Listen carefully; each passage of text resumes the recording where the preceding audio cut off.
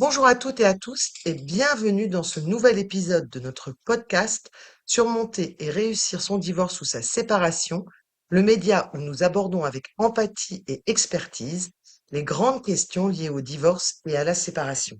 Je suis Sandrine Mercier, coach divorce professionnel et certifiée, autrice, conférencière et créatrice des Journées du divorce et de la séparation, un cycle de webinaires gratuits qui a lieu chaque année à la mi-mars. Je souhaite devenir ici votre voix inspirante, authentique et compatissante pour sortir des ennuis, de la douleur et reprendre le contrôle de votre vie pour guérir de votre divorce ou de votre séparation. Aujourd'hui, j'ai envie de vous raconter une histoire vraie, mais que je décide de raconter comme un conte moderne, car c'est souvent quand on se met à distance qu'on comprend mieux ce qu'on est en train de vivre. Il était une fois un traumatisme qui ne disait pas son nom.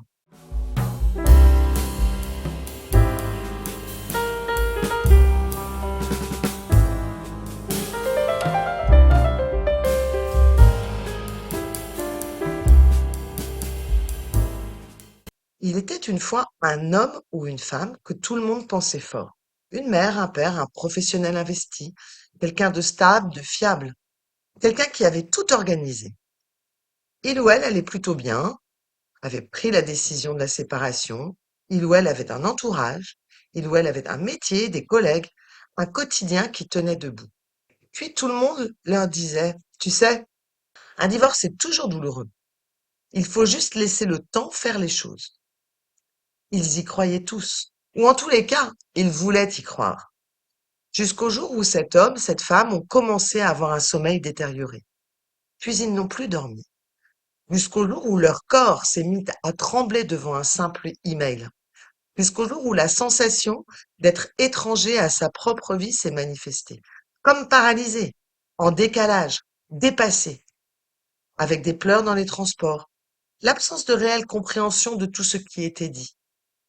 Et les réponses de travers qui s'ensuivaient, avec peut-être plus d'agressivité et l'impression de vide, sans explication logique, sans raison apparente. Leur vécu n'était pas une simple douleur, c'était un traumatisme, et personne ne le verbalisait. Le traumatisme, c'est ce que Boris Cyrulnik, neurologue, psychiatre, psychanalyste, est connu pour avoir popularisé le principe de la résilience, définit comme un effondrement de notre capacité à donner du sens à ce que nous vivons, parce que ce que nous vivons est trop soudain, ou trop violent, ou trop isolé. En d'autres mots, un traumatisme, ce n'est pas ce qui arrive, c'est ce que le cerveau vit quand il est submergé, sans ressources, sans sens et sans soutien. D'autres grands cliniciens comme Judith Herman ou Pierre Janet l'ont aussi mis en lumière. Le trauma ne se résume pas à un événement. Il se définit par l'effet que cet événement produit sur quelqu'un au moment où il le traverse. Mais ce mot fait peur, alors on ne le prononce pas. Surtout pour un divorce ou une séparation, parce que grand nombre de personnes passent par là. Parce qu'on a intégré que la séparation, c'est douloureux mais surmontable. Alors on ne le nomme pas ce trauma. On l'endure et on se suradapte. Parfois on s'enlise.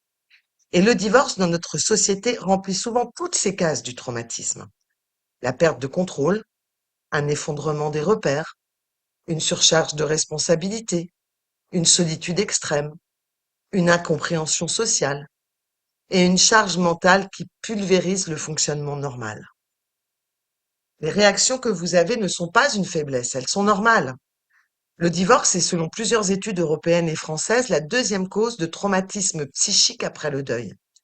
Une étude allemande, qui date de 2002, a même montré que les symptômes de stress post-traumatique à un divorce étaient fréquents au-delà des 6 mois suivant la séparation, même chez les personnes ayant initié la rupture. Alors oui, si vous avez des insomnies depuis des semaines, ça n'est pas votre faute. Si vous avez des trous de mémoire, si vous devenez hypersensible, si vous vous énervez sans comprendre vraiment pourquoi, si votre capacité à prendre une décision s'est effondrée, ce ne sont pas des signes de faiblesse, ce sont des symptômes. Beaucoup de mes clients me disent je suis devenu quelqu'un que je ne reconnais plus. D'autres m'affirment qu'ils deviennent plus nerveux, qu'ils sont sur le qui-vive. ou au contraire complètement vidés sans énergie.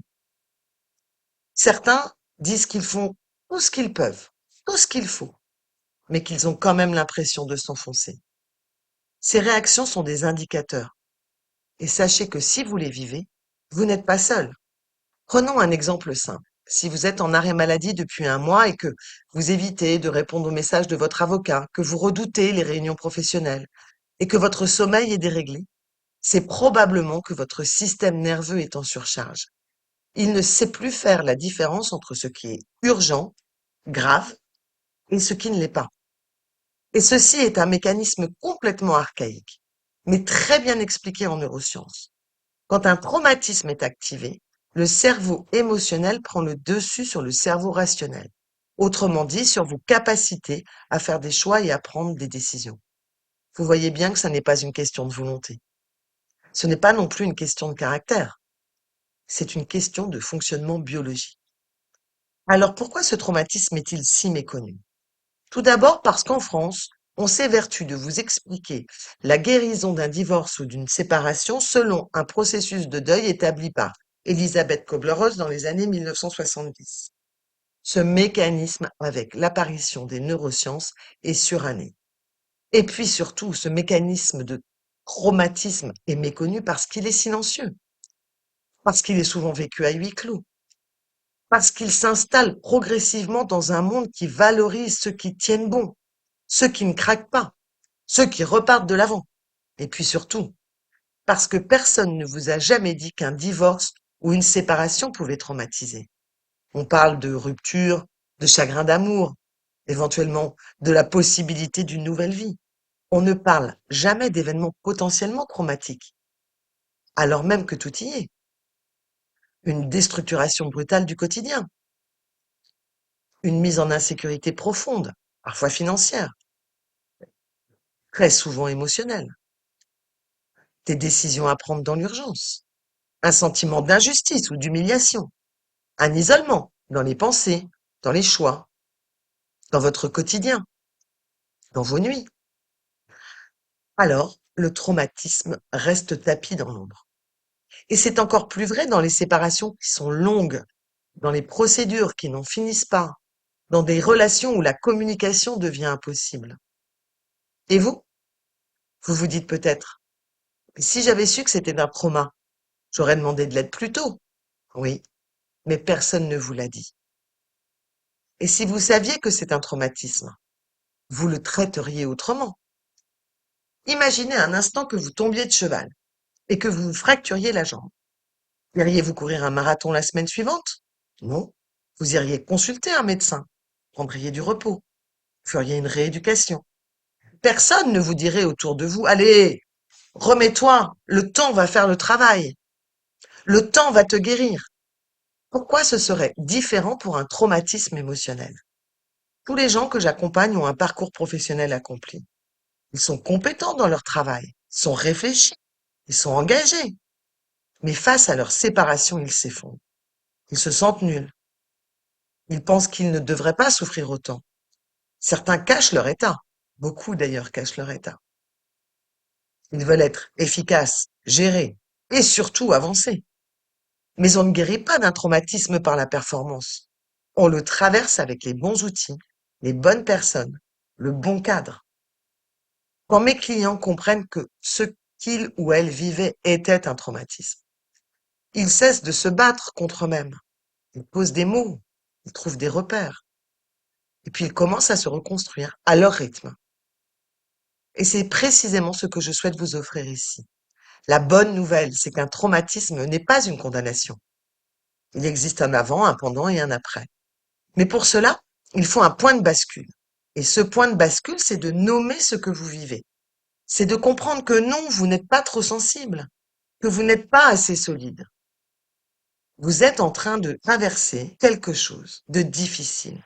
Vous êtes traversé par ce quelque chose qui dépasse votre système d'adaptation.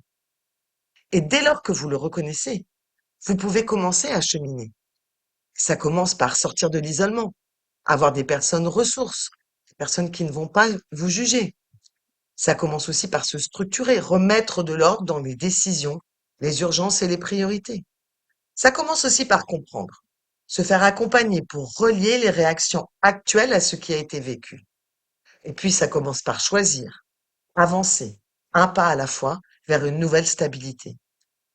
Un divorce, une séparation peut devenir, comme l'écrit Boris Cyrulnik, un traumatisme de croissance, à condition d'avoir du soutien, du sens et du temps. Ce que vous vivez n'est pas une faiblesse. C'est une réaction logique à une épreuve majeure. Et non, ce n'est pas le temps seul qui va faire les choses. C'est ce que vous allez en faire avec les bonnes ressources au bon moment qui peut vous permettre de vous en relever vraiment. Je vous laisse sur cette simple idée, mais extrêmement puissante. Nommer, c'est déjà commencer à guérir. Je vous dis à très bientôt pour un prochain épisode de notre podcast Surmonter son divorce ou sa séparation.